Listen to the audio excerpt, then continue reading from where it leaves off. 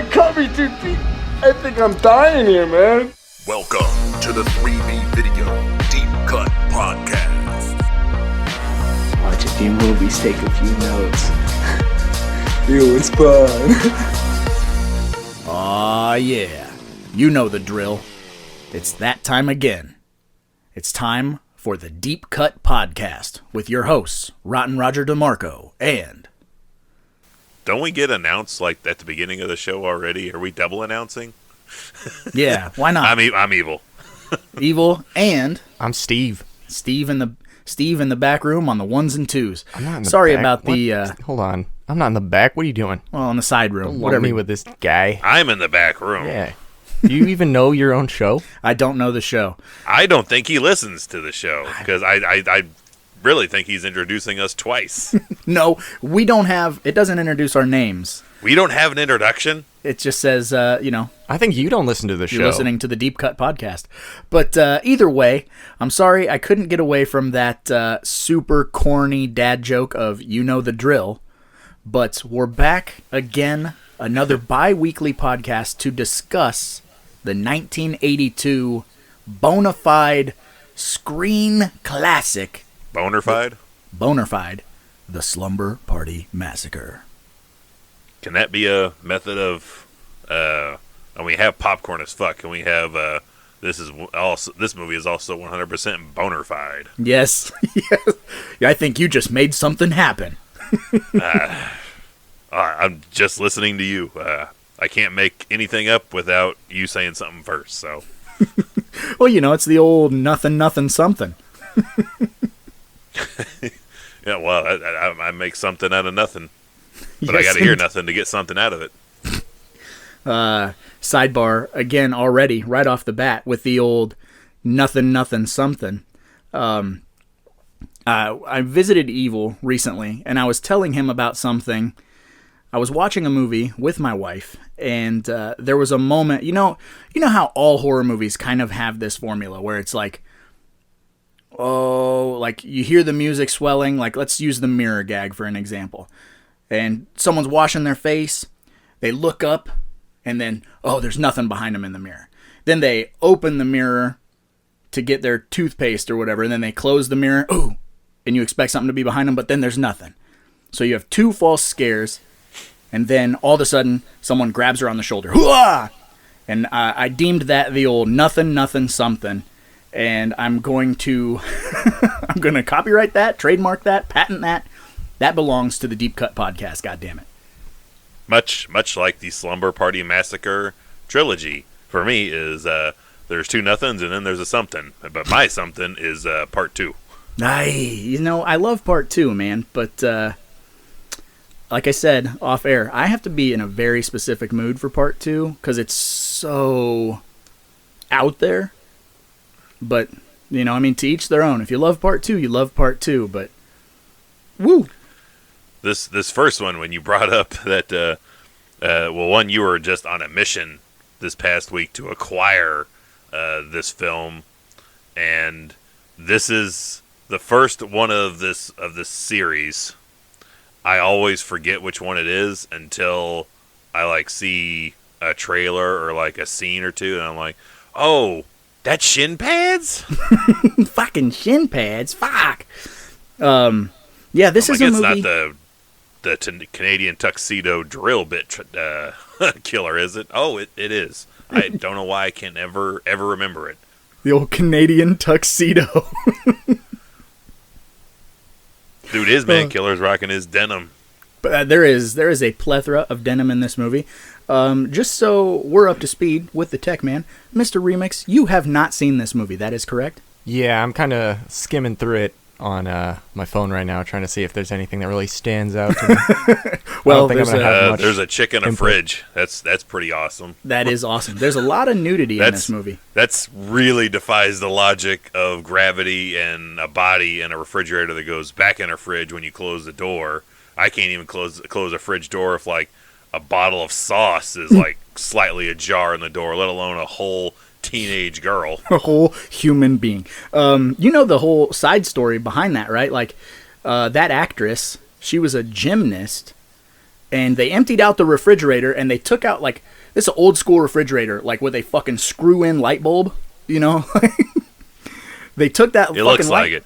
They took that no fucking, modern day pussy ass refrigerators could handle what this one does. Right. They took the light bulb out, and if you look close at that scene, you see her arm. What she is holding on to that light bulb fixture, like this is a sight gag, only Evil can see this, like fucking eagle talon clutching this light bulb fixture. Eagle! And then she has to, like, they open the door, she gives a 5 count, and then she has to act dead, hold on to this thing, lean herself out, and then when the door starts to close, pull herself back up without fucking making it look obvious. Yeah, I'm gonna be honest. It doesn't look like she's dead at all. I love it. So you shut your fucking whore mouth. Oh, Wow. and when they open the door officially and she falls out right arm first, even though she was holding on with her right arm inside, so it's backwards as fuck. Continuity, but Yeah, hey, it's broken. we're not here to pick apart this I movie. am. Looks Yeah, like we're destroying this fucking movie. You stepped into the wrong video store if you're trying to bring continuity to Slumber Party Massacre. Yes. Which, you know, you can't have a conversation about this movie without bringing up the director, Amy Holden Jones, who went on to, I think she directed Mystic Pizza with Julia Roberts. I think that's a Julia Roberts film. But I believe so. Maybe we should cover that next week. yes, next week, the Mystic retrospective on Mystic Pizza. But I love you know, pizza. there's a couple of things about her that you just have to bring up when you talk about this movie. Number one being, she was in the running. She was going to be the person who edited E.T. That was the job she had lined up. Or she could direct Slumber Party Massacre for Roger Corman. She chose to direct Slumber Party Massacre. I mean, it's cooler to say that, but man, talk about a missed payday. Right. And number two being, since she worked for Roger Corman, and she made this movie, there was a big controversy in the 80s about this film. A lot of critics, a lot of people went after Amy Holden Jones because here she is, this female director, and she's making a exploitation horror film with a ton of gratuitous nudity. And a lot of people miss the point when they look at this movie. They don't see it for the comedy that it is, because it truly is a comedy if you are paying attention. There's a lot of silly shit going on, making fun of the slasher genre and stuff.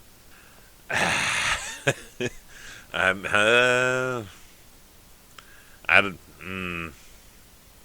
don't know. You don't know? You think it was an unintentional comedy like The Room? I think it's better that way. Yeah. Okay, there we go. So you view this movie through the same lens that you view The Room, but Very much. I feel that's more fitting for me. It's that playing it straight is what makes it super silly.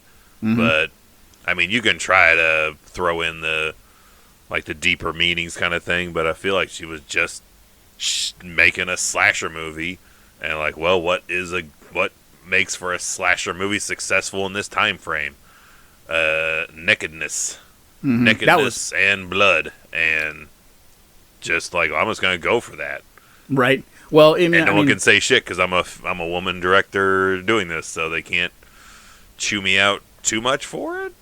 That was one of the things when you listen to her talk about this movie. She said there were certain caveats that Corman had her agree to when it came to making this movie, and one of them being you have to have your female cast nude.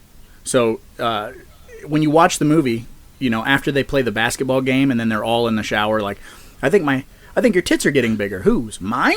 All of them. They're all naked, soaping up their breasts.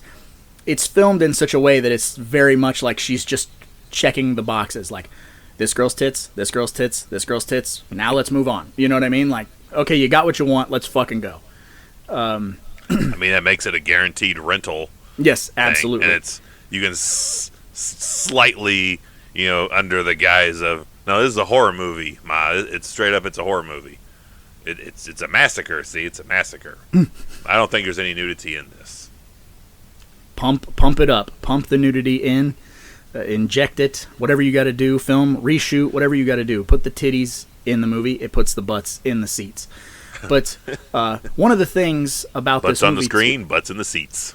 is Amy Holden Jones took this script, which I believe I'm having a hard time remembering the original title. It's something like, it was one of those don't go next door, don't open the door type of movies. That was the original script. To drill or not to drill? Right, that is the drill. question. And she took the penetrator. Oh, Jesus Christ. That's in a whole different section in the video store. But she took the prologue of the movie because it had like a couple murders, some action scenes, whatever. And over the weekend at her own house, she shot with, she got a temp score and she put together this 10-minute thing showing Roger Corman that she could handle directing a movie. And she spent $1,000 of her own money, shot over a weekend, and then showed it to Corman. And Corman was blown away and was like, well, how much did this cost you? And she said $1,000. And he famously looked her in the face and said, you have a future in this business.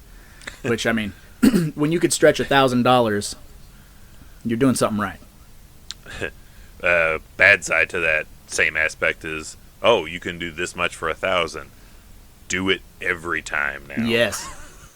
I'm never giving you a budget, ever. In my life. Now, you brought up the fact that, massacre is indeed in the title. And I don't know if I think I told you that the runtime for this movie is 76 minutes, right? Yeah, so like it's a hour very 15. Yeah, it's fast, right? And for it being 76 minutes, I did the math. I'll have to find my math. I did the math, but I did not show my work. I got it. Okay, so this is a 76-minute movie. There are 12 dead bodies, including the killer, which means that on average, there is a death every 6 minutes in this movie. That is fucking moving. That, I think, should slap Toby Hooper in the face and say, this is how you make a massacre movie. Two totally different flavors of ice cream, but yeah.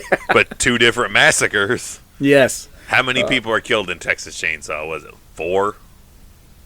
3? Frankly, 3 guys. Yeah, so 4. 4 dead bodies in that movie. Yeah. 4 deaths. Fuck you, Texas Chainsaw. Slumber Party Massacre wins the massacre debate. Reigns supreme. I mean, if you're going to put the word massacre in the title, let's not pussyfoot. Let's not skimp on the massacring. Remix, could you do some remix and tell me Some remix? some remix? Can you do some research? You know how when you're a serial killer, the qualifying number is 3. You have to kill 3 or more. How many people need to be killed for it to be classified as a massacre? Because maybe we could sue Toby Hooper's family. Well, I mean, if you're going by that route, how many people are actually killed by chainsaw in that movie? 1? Franklin.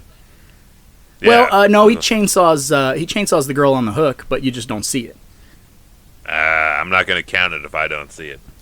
Off screen. God damn it! Yeah. You can double front on that. Like, it's not a massacre by comparison and barely use of a chainsaw. Better use of power tools in Slumber Party Massacre. Absolutely. That Benford 6100 power drill. Which, I mean, that thing's got a hell of a battery, apparently.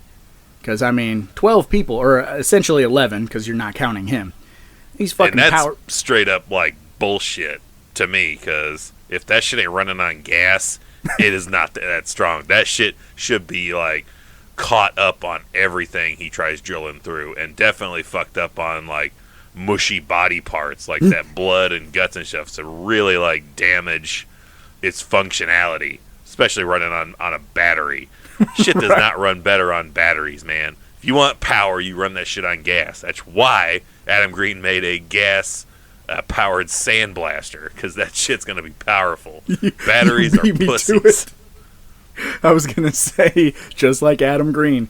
Yeah, Go out and get a lawnmower. Try mowing your lawn with a fucking battery-powered lawnmower, then try that shit with a gas-powered one and see the difference.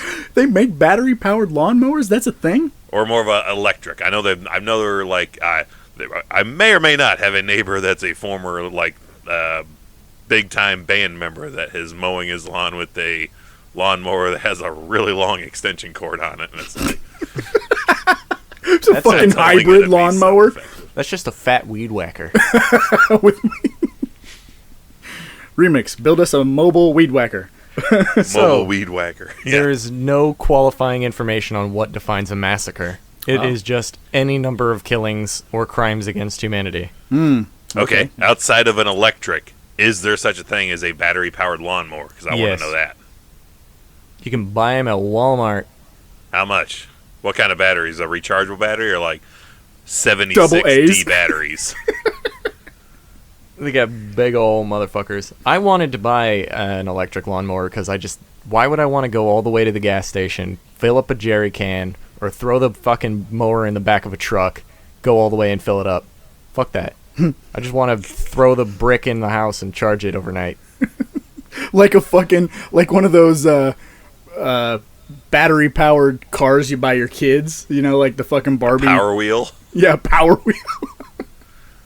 Oh, fuck. Listen, think of a Power Wheel struggling to get up a hill on low battery. That's what that drill should be sounding like going through its, like, fourth body. Yeah. Yeah, and I mean, he drills through the door to get Brink Stevens, which sidebar to a sidebar, whatever. This was Brink Stevens' breakout role, I guess, and she's essentially the first or second victim. She leaves a book at school and has to go back into the school, and the teacher's like, "Oh, you got to hurry up because they're going to lock up the school," and she gets locked inside the school, which has been duplicated, a million times from the faculty on. But she's locked in the school gets locked down and then nobody's there. Like, right, padlock that fast. This shit in. How the hell did anyone get out?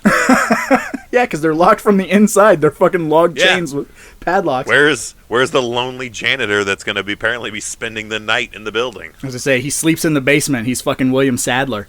Oh, he's got that like late 70s, early 80s setup where he's got a cot and like a makeshift like kitchen setup. He just lives on the property. It's why they don't pay him. He's fucking groundskeeper Willie. Yeah. But yeah, so it was Brink Stevens' breakout role. She had been an extra, she'd been a background and all types of random stuff, but this was her first like speaking role, and she had no acting experience whatsoever.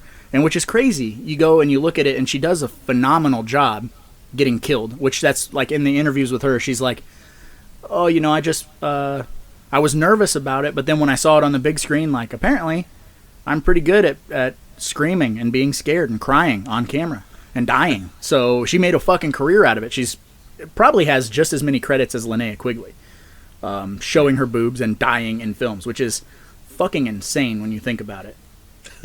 The lesser known Linnea Quigley. Yeah. Well, it's because Brink has, here I am. I'm gonna be that perv guy, but like Brink has smaller breasts than Linnea. Linnea has a very memorable body. Brink. Brink's an odd name. It's like home security.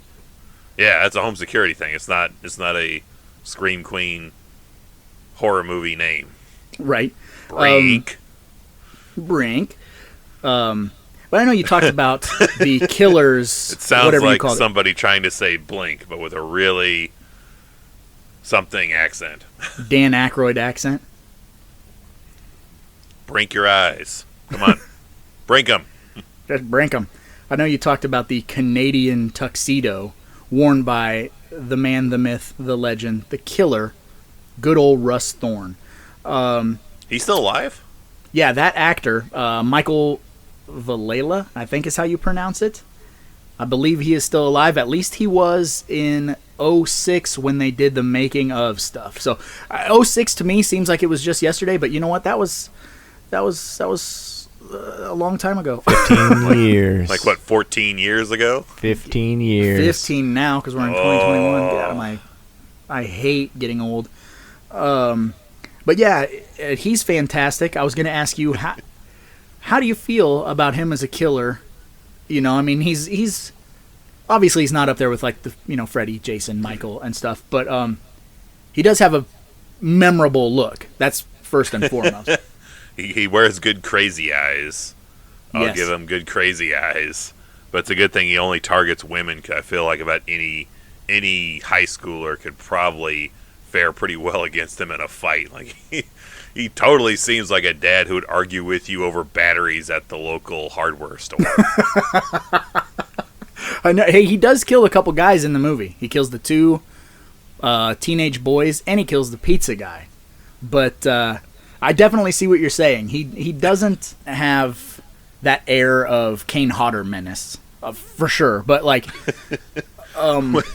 Would you like to see Kane Hodder in a movie where he's just rocking denim pants and a denim jacket, just bug-eyed as shit, using a weed whacker on people? Yeah, Adam Green, if you're listening, that needs to be one of your next Halloween shorts. Is have Kane Hodder dress like Russ Thorne and kill you guys on Halloween. Make that happen, because he shows up. That's what it is. He shows up for a Halloween party dressed as Russ Thorne. They make fun of him for being dressed like Russ Thorne. He shows up at a failed Scary Sleepover taping. Yes. Bam. I like where we're going. Adam Green, Yes. feel free to take these ideas and run with them. But, it's funny because you said he does have good crazy eyes. And when I was doing my research and, doing all my deep dives with this movie, Michael Vallela said his main inspiration for this killer was, believe it or not, a peacock. The way peacocks move, the way peacocks kind of look around. And so he was doing this thing, and you notice it in the school when he's chasing Brink Stevens, and they do that fucking awesome dolly shot of him walking through the lockers, like looking for her. He's kind of like leaned forward, and like he'll take a step, and every time he gets to the aisle, he kind of does that Kane Hodder type look, like, but his head is like on a swivel, really like smooth, as opposed to Kane, like, that like heavy sharp turn. Russ Thorne has a very like smooth, sleek movement to him, and he even said the way that he walks in the movie is he would put his heel down and then roll to his toes. So he'd take these very calculated, like soft but deliberate steps, and then there's a couple of shots of inserts showing his feet walking different, and he's like, that's not me, that's a day I was gone and you needed pickup shots. Like he can tell by the way that he walks. I get it, but in my head I'm just picturing a way sillier aspect of him, like puffing out his jacket and shit. Yeah, when when his victims get close to him. Woo! That's a whole different movie again, and yeah, sure, maybe they shot something like that. Maybe that's the OG title, The Peacock Killer. Yes. Slumber Peacock Massacre. God damn it. You bring in the coin on that title. Done. Yep. I would invest. Sign me up. Where do I send the check? But he has a slight resemblance to, I'm blanking on his real name, but from Return of the Living Dead. Kalfa? Don Frank. Kalfa? No, Frank. James Karen. Yes, James Karen. He has something about his face reminds me of him a little bit. I would totally be fine if James Karen was also the drill bit killer. That would be, yeah, see, we need alternate cuts. Swap those two roles and put, Slumber Party Massacre dude into Return of the Living Dead playing Frank's role. And speaking of, alternate cuts, like I said, this movie's 76 minutes, which, that's below standard. Obviously, standard is 90 minutes. And this movie goes very quickly. But something I didn't know until I watched it with commentary is the way that the movie originally ended is, when Russ is like, which is one of my favorite parts of the movie because it's so fucking dumb. He hides under that blanket in the living room. Yeah, it's rare you see the setup for a jump scare. He's like he's so proud too. It's like a little kid, like, ooh, I'm gonna get him. But he hides under this fucking blanket, which I love more than life itself. And the fucking teacher shows up to check on the kids to see if they're okay. Which, okay, the teacher decides to show up to this slumber party for no reason, really, to come check on these kids. And you know she's the teacher because she's wearing a Speedo shirt. You know, she's the gym teacher.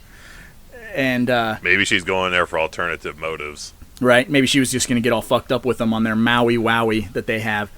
A bunch of high school girls getting fucked up. Gym teacher shows up. Nah, I'm going to show you kids something. Mm-hmm. She's like Miss Man from Scary Movie. What are you doing here? You got that not so fresh feeling? Yeah, that's where I'm thinking things were going to go in her mind's eye. Woo! That's crazy. But so the original ending is, you know, he's hiding under the blanket. The teacher shows up. They get in that skirmish. He kills the teacher, but the lead girl, you know, stabs him with the knife. And the movie was supposed to end right there. That was it. Like, oh, he's been stabbed. It's over. They get it all edited. They're looking at it, and they're like, well, for one, it's fucking super short. Like, it's not anywhere near a full-length movie. So they go back and do some reshoots. And the reshoots consist of, you know, the lead girl and her sister going outside, Russ Thorne waking back up and attacking them outside. They cut his hand off, slash him in the stomach. He falls in the pool.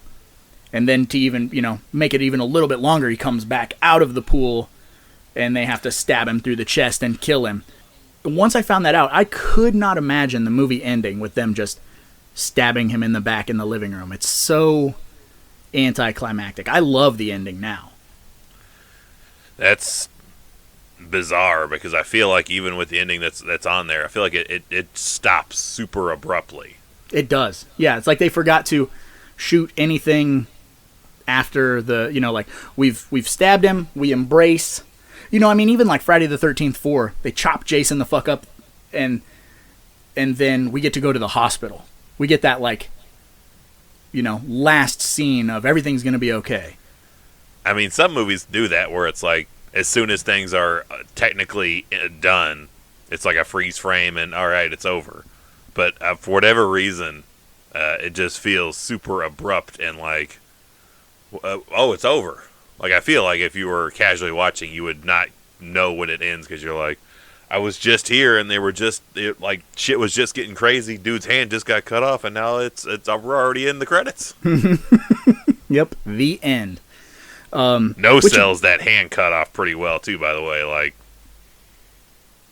his hand got sliced off, and he's really not too inconvenienced by it.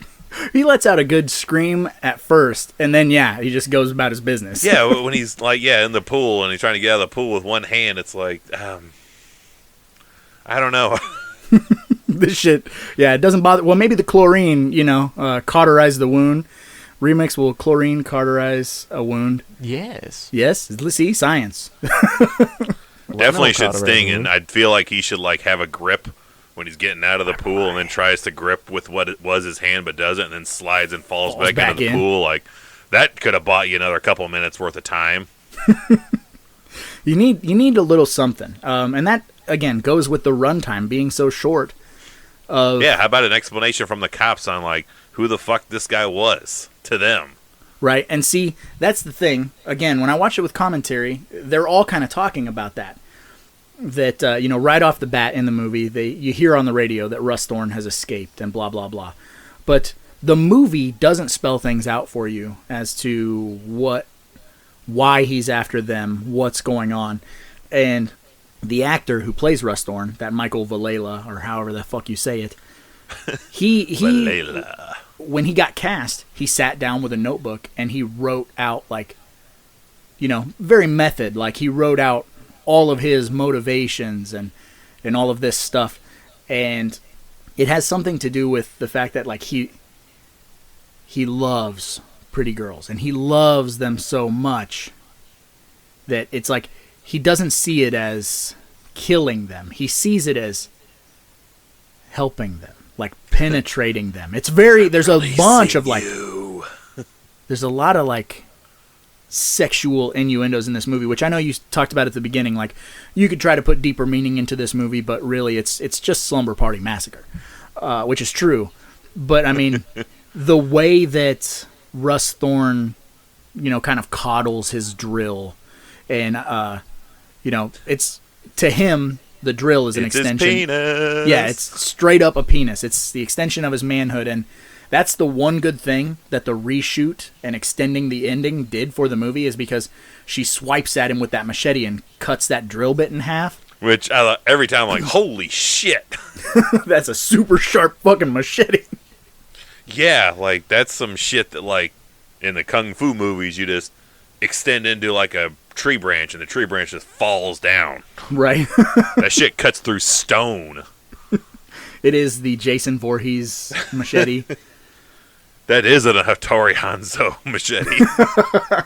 Yeah, he takes it out of the sheath, and it goes, ooh, makes that fucking metal humming noise. on the handle it says, "To Bud, the only man I've ever loved." Oh, fucking Kill Bill reference, deep cuts. God damn it, you see. Only we could be talking about Slumber Party Massacre and get into Kill Bill. But going to that drill, though, how do you like the lift of sorts of the Maniac cover art? You know, I like the cover art to this movie, and again, with the special features, I learned things I never knew. First of all, they didn't even have a one sheet for the movie until after the movie was shot, and there is that scene in the garage where he's gonna kill the girl with the drill. So the drill is directly in between his legs. And Roger liked that so much, he was like, that's the poster. So when they were shooting the promo shots for the poster, Michael Vallela was holding the drill directly between his legs. So the drill was straight down. And Roger didn't like it as much on the poster as he did in the movie, so that's why they moved the drill to the side. But it still very much seems like these girls are afraid of this penis. You know what I mean? Like, they're afraid of this big thing coming out of all of you. And the other thing, just reminded me, like, a whole lot of the Maniac poster. Right. I mean, that you get in the front of the guy's crotch, now we got his ass. So you still got this pretty phallic symbolism going on there. Right. And the other thing that's notorious for Roger Corman, or any of these indie filmmakers, what they tended to do was use that one sheet, to sell that movie so much. And sometimes they had the one sheets before they even shot a frame of film. That was notorious. Like Full Moon would do that. Richard Band would do that. But I don't know where I was going with this.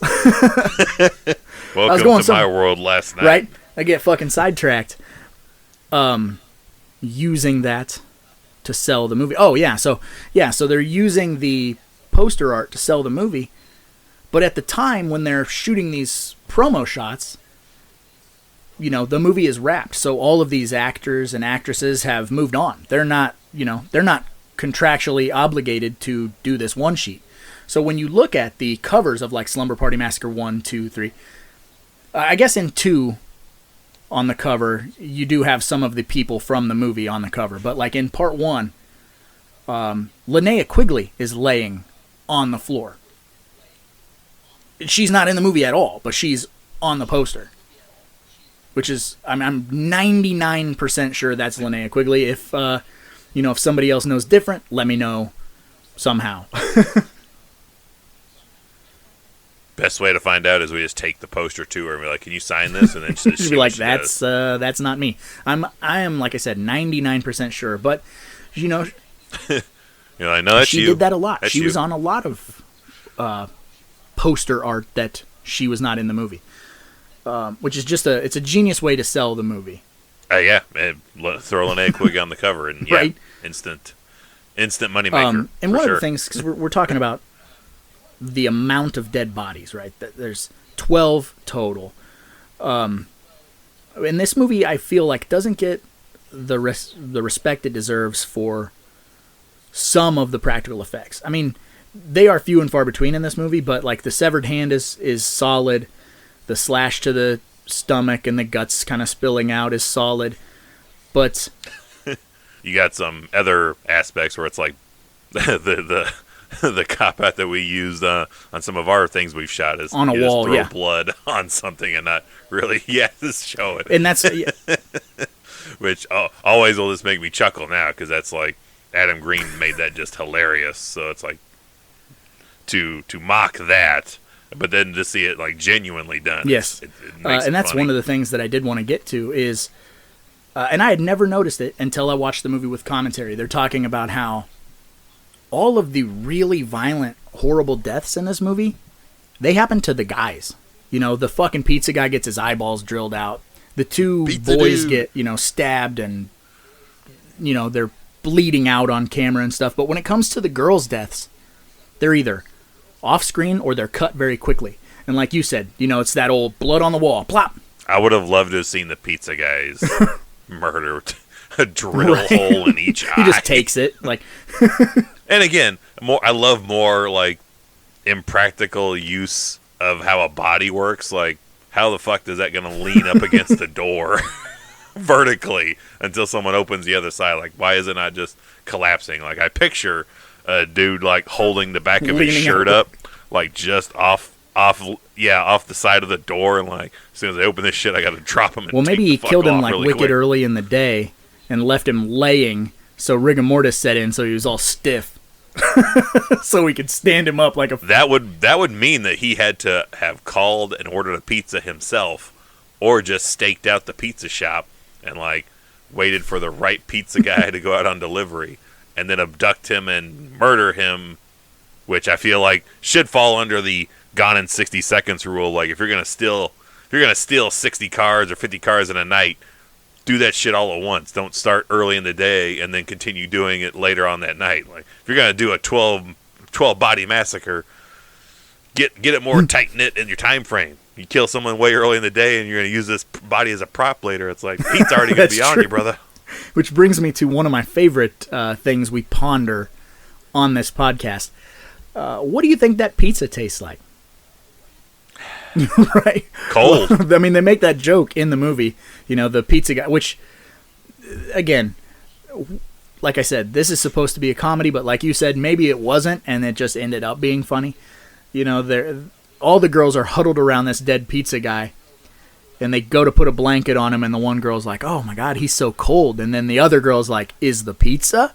And then she opens the pizza on the back of the dead pizza delivery guy and eats a piece of pizza. Like, that's so fucking on the nose of stupid funny. Like, it makes me wonder, what has that chick seen in her life that like a dude with 2 drill holes in his eyes is on the ground and she's totally eating food like, off this the ain't corpse. shit. Like, that's like some shit I saw in Nam. I was in the Nam, pussy fart. Yeah, like, what's her backstory? She's a fucking hard, grizzled ex-prostitute.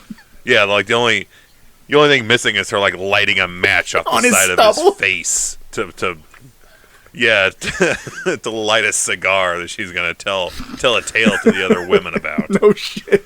Yeah, she just straight turns into Fred Williamson from Dusk Till Dawn.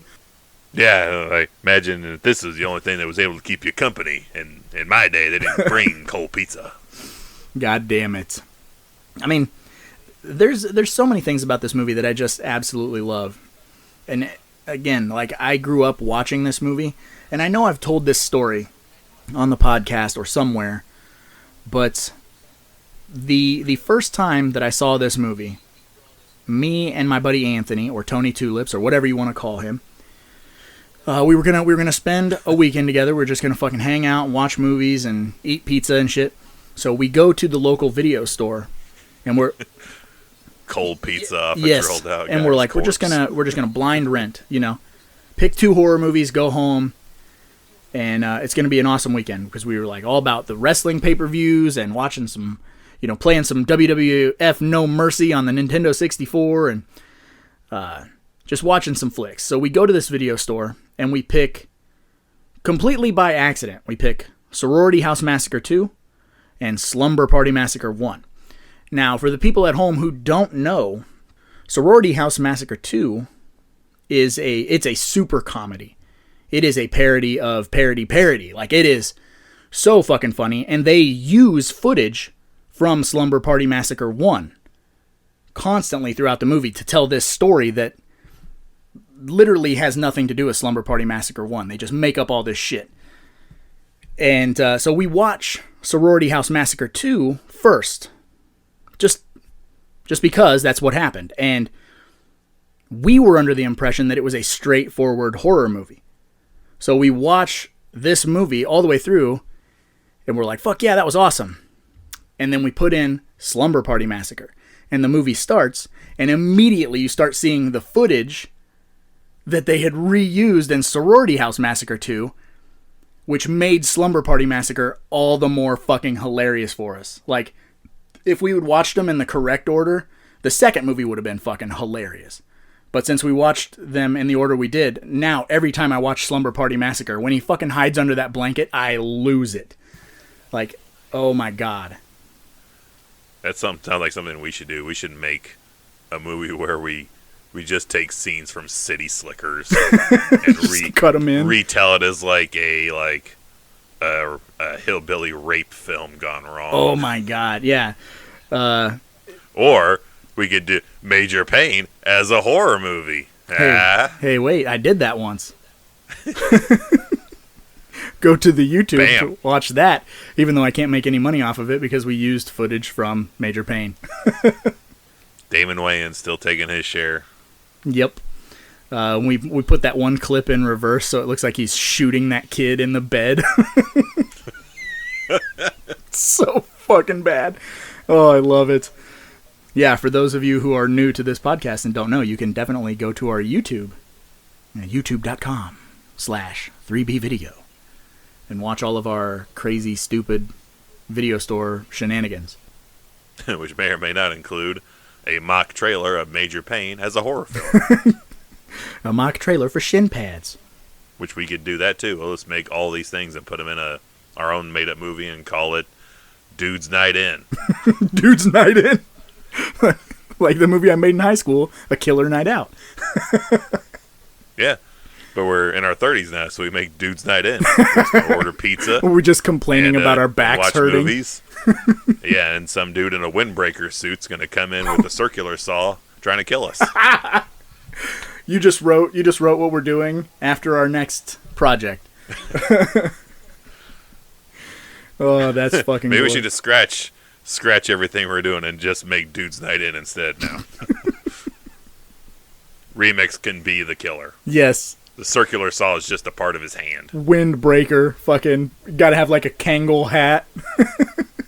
I want like a powder blue windbreaker suit. Like, I want that to be the equivalent of the just the swishing of the pant legs.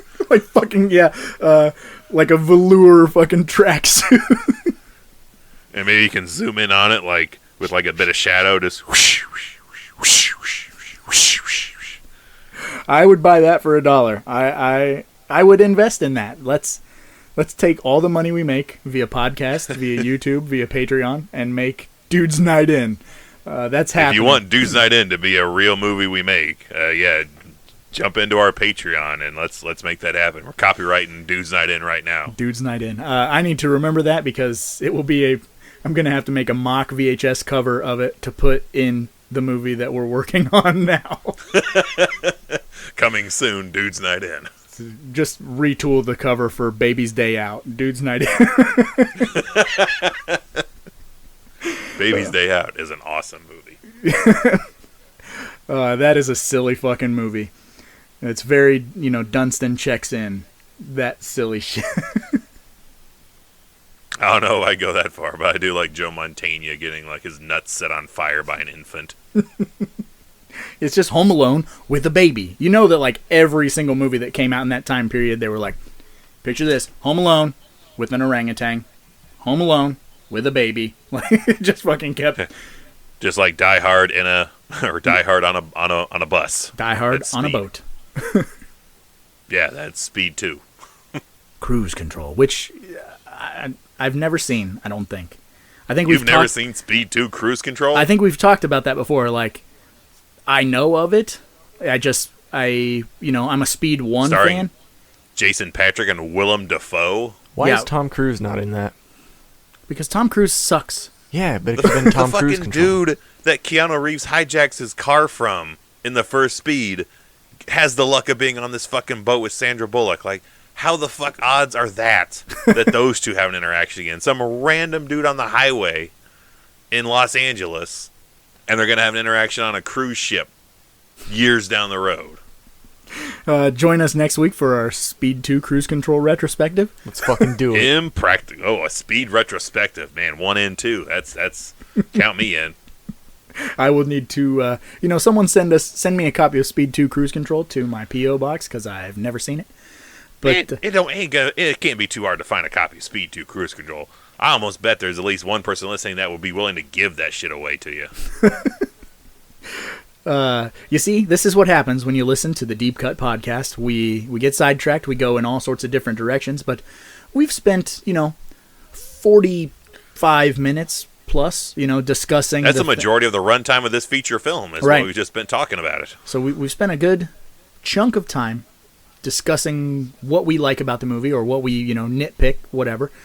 But I think that means it's time for the Amazon 1-star reviews.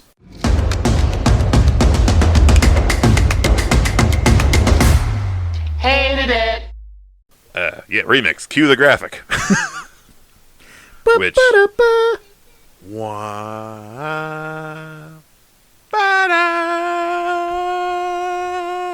Doom, doom, doom, doom, doom, doom, doom. You're making my life hard here. I don't know when to cut in the audio. I'll cut it in before you even introduce it, and then you'll just go on this long spiel expecting to get cut out, but it's never going to happen. Yes. Works perfect. I like the way you think. Now, going into Amazon 1-star reviews for Slumber Party Massacre, you made the statement early on when you're like, this is what we're going to do, get the 1 stars for it, and you're like, I'm sure there'll be a plethora, a litany, an exorbitant amount of 1 stars. There is not. And somehow this is like a super high-rated movie on Amazon, like definitely in the 4 out of 5 star ratings. There's not. Which really makes me question how Amazon works in their reviews at all. But I did go through all the 1 stars, which does not imply that there is pages upon pages. There's not a whole hell of a lot of 1 stars. Either people just saw it and didn't have the energy to give it that rating, but a few people did. But not as many as I was expecting. Not by a long shot. I found more on about any other movie we've covered more than this. But going in, we have Larry V. on May 28th, 2013. 1 star, poor movie. This was an old movie. Must have been from the early 70s, judging by the poor film quality and old cars. Soon as it started, I saw all the black dots on the film and heard the goofy music. I knew it wouldn't be too good. And it wasn't. Not sure why it would be on Amazon Prime. We didn't finish watching it. It was so bad. Old movies don't deserve to be on Prime. Right. I don't know why I have to pay for this. It came out in the 80s. Well, you already have It Prime. came out in you don't have to pay for 1984. Why am I paying for a movie that's this old? it. That's the opposite of the origins of Amazon 1-star reviews. It's like, I should have to pay for this. I don't want it free on Amazon Prime because it's fucking old.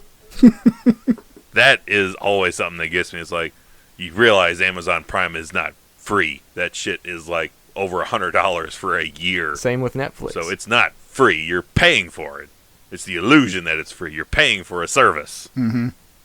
Shit, nothing is free. There's no such thing as free titties. But next up, we have Kindle customer. So I need a name. Remix, give me a name. Andrew Jazz Bart Quack.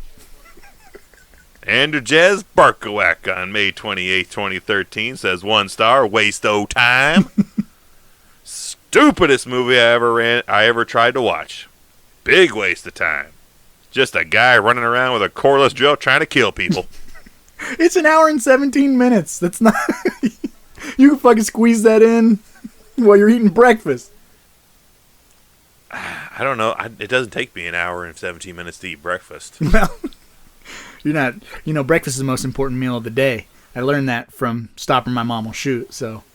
Maybe if I'm, making, eggs and grits, because the whole grit eating world takes 20 minutes to make a grit. I know all that from my cousin Vinny, so I guess if I was making eggs and grits and then just finished eating, I could have watched the entire Slumber Party Massacre.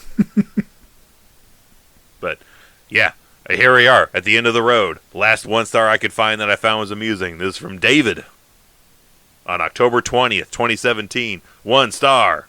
Porn has better acting. This is not a film.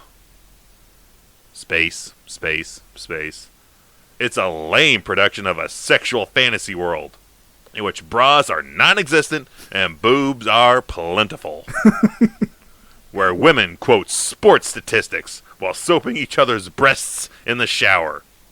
In other words, if you like porno films with stories, you'll enjoy this. Everyone else will see this for what it is. A director who just wanted to see boobs in real life, so he made this garbage and called it a slasher film. Oh, David didn't do his research. Yeah, David, what are you doing?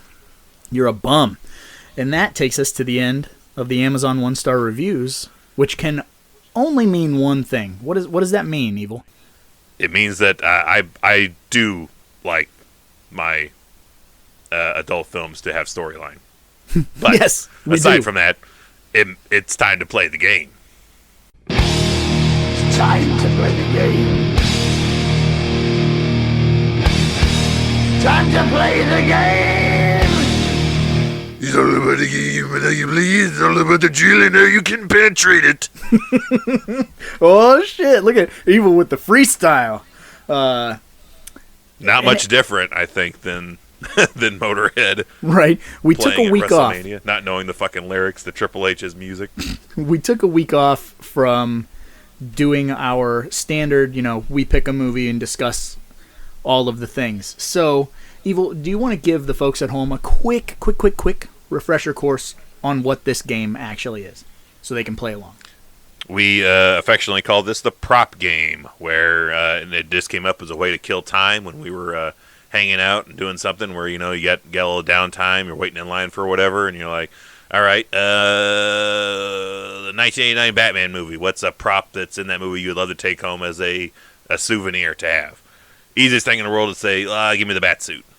Nah, bat suit's too easy. Find something more deep cut like, you might say. So, maybe you would think of the flower that spurts out the acid on Jack Nicholson's jacket. Yes. Or a bottle of Smilex. Something like that. So there's something slightly outside of the box of like an obvious choice of like, if you were going to be a superhero, what would your power be? Fly. Who the fuck doesn't want to fly? Right. Remix had a really interesting take on, how we present the prop game. Remix, would you explain to the folks at home how you explain the prop game?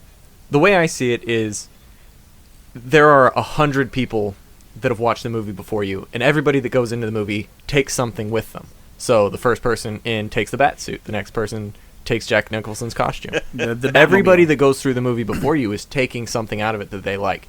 You have to pick something that really means something to you, because everything that you've already seen that is important has already been taken with the other people. So you have to find something that actually means something to you. It's a movie studio fire sale. Right, you're the last in line at the fucking, take something home from the movie.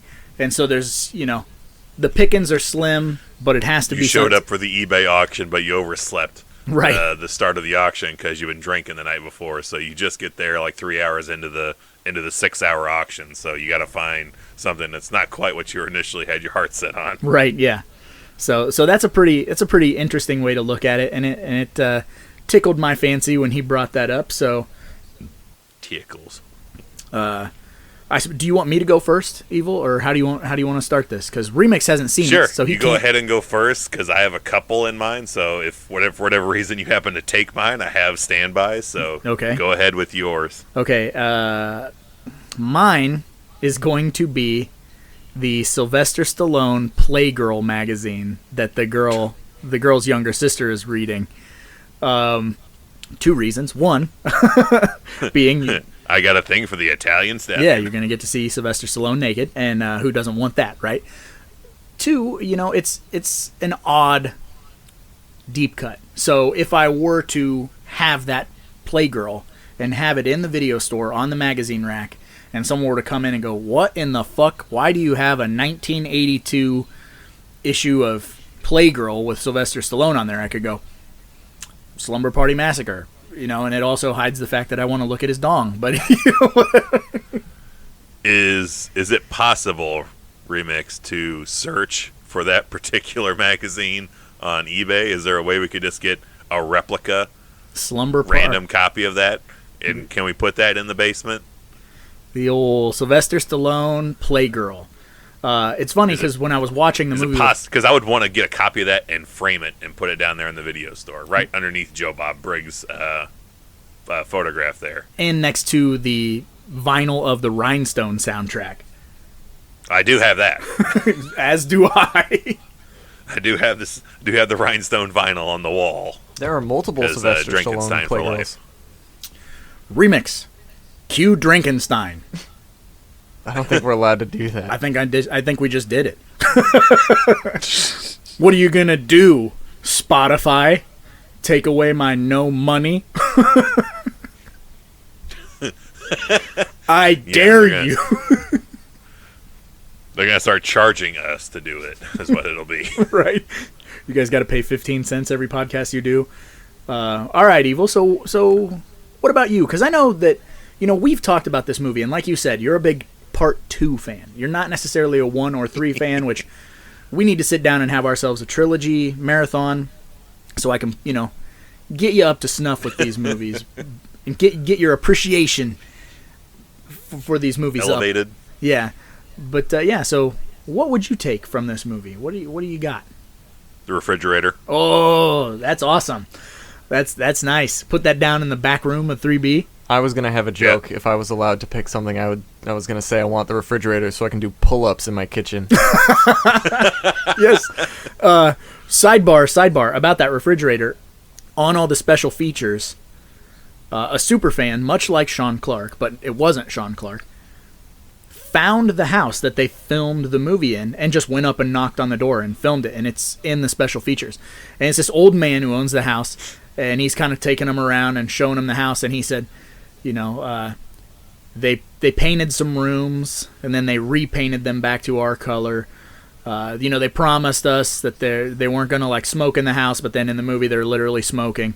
They promised us they weren't gonna do anything to the kitchen, and then they stuffed a fucking dead body in it. Like, so. I like that it's someone that's still bitter about things. Yeah, he seemed like a super cool old dude. Like, you should see the kid who knocked on his door. The kid who's filming. He's got like big old gelled hair, size 50 Jinkos, a black Evil Dead shirt or something. He's all like looking like we dressed in 2002. I mean, you're wearing an Evil Dead shirt now.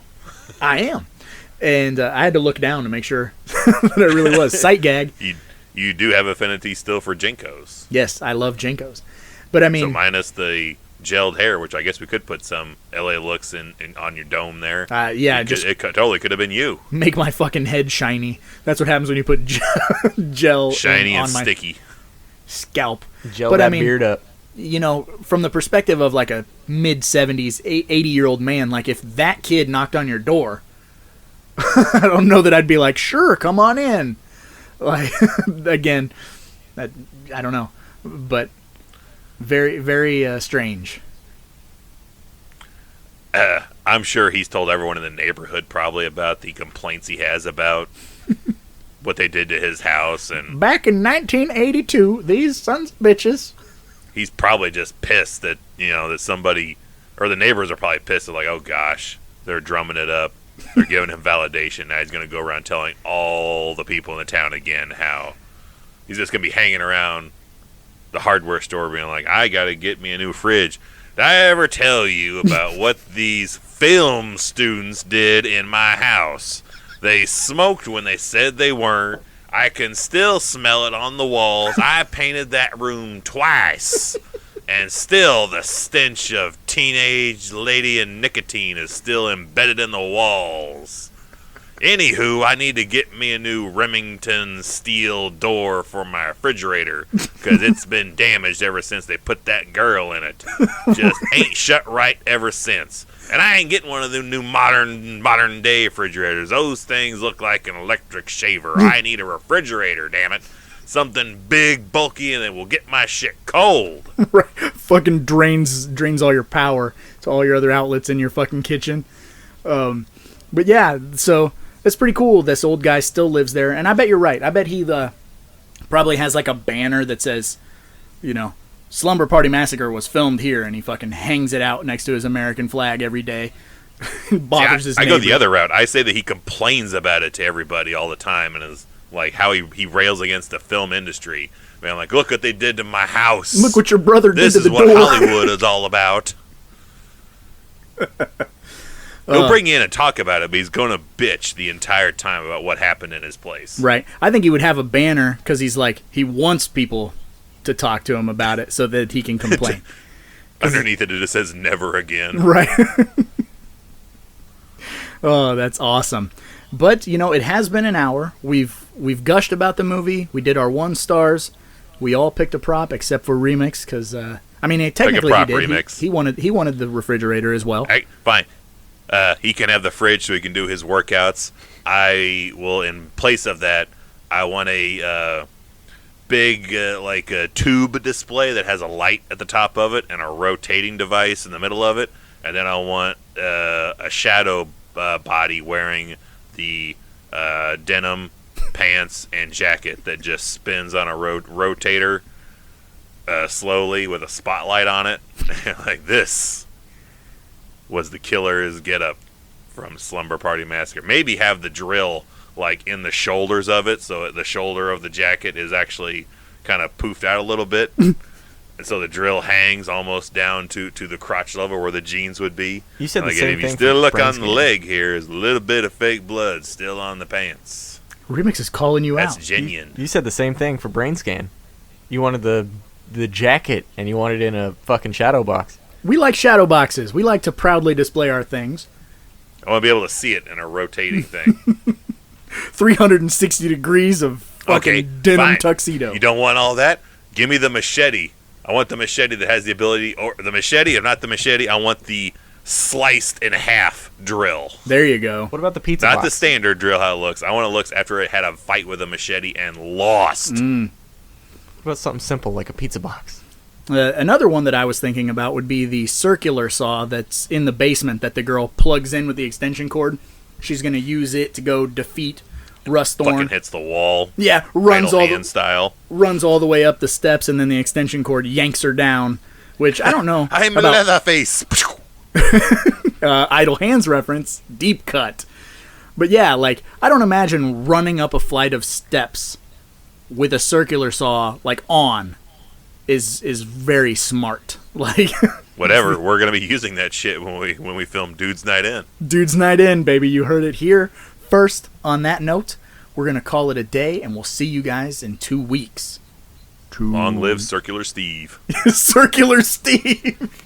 You're not gonna eat the dead guy's pizza! I feel better already. Really, I do.